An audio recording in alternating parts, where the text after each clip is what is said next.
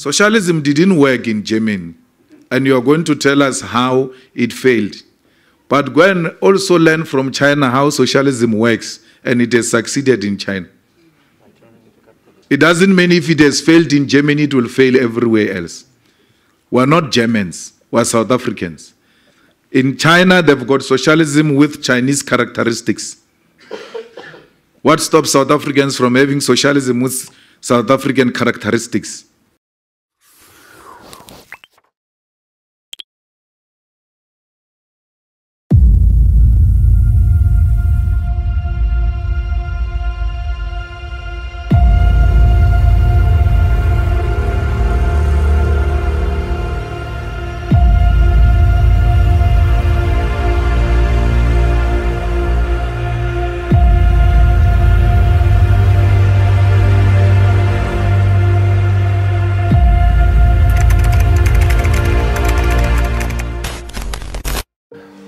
Well, first of all, thank you very much for this opportunity to have an exchange.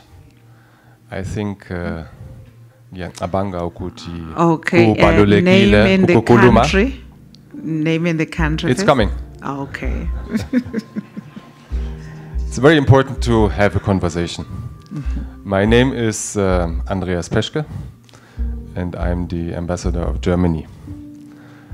And well, thank you very much, Siyabonga, for the dialogue and reaching out. There's one thing I would like to mention. I listened to you very carefully when you spoke about the Marxist and Leninist principles of your organization. Some here in the room would know I grew up in a communist country. I grew up in a country called the German Democratic Republic, also known as East Germany. So I had a first-hand real experience of really existing socialism. And so we had all these Marxist theories. I read a lot of Marxist texts at school. We always had Marx, Engels, you didn't mention Engels, and Lenin in our rooms as the guiding figures. We had nationalized everything.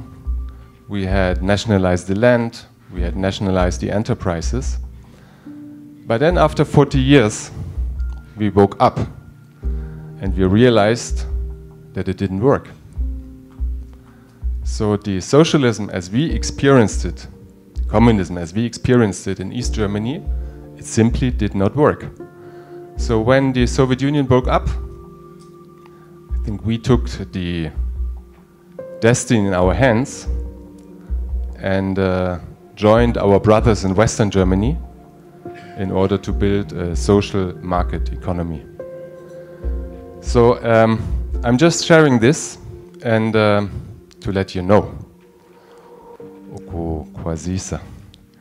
And I'm happy, you know, because I'm an example. Maybe it's interesting to you. To speak to somebody who has this first-hand experience. I'm ready to share this experience in more detail of how real existing socialism looked like, because we made the experience that it didn't work. And maybe it's good also to try to learn. Everybody has to make its own experiences, but maybe it's also good to learn ukufunda kwa maputa kwa babengina from other mistakes. So maybe that's something I would like to offer. Socialism didn't work in Germany, and you are going to tell us how it failed. But go and also learn from China how socialism works, and it has succeeded in China. It doesn't mean if it has failed in Germany, it will fail everywhere else. We're not Germans, we're South Africans. In China, they've got socialism with Chinese characteristics. What stops South Africans from having socialism with South African characteristics? Learning from Germany, what worked, what did not work. Take the good things, leave the bad things. Why capitalism always resort to Chinese principles, to socialist principles, every time they get into trouble? When the banks failed in 2008 and put the world into a financial crisis, it was socialist principles that took the world out of that crisis through state intervention. Where was capital at that time?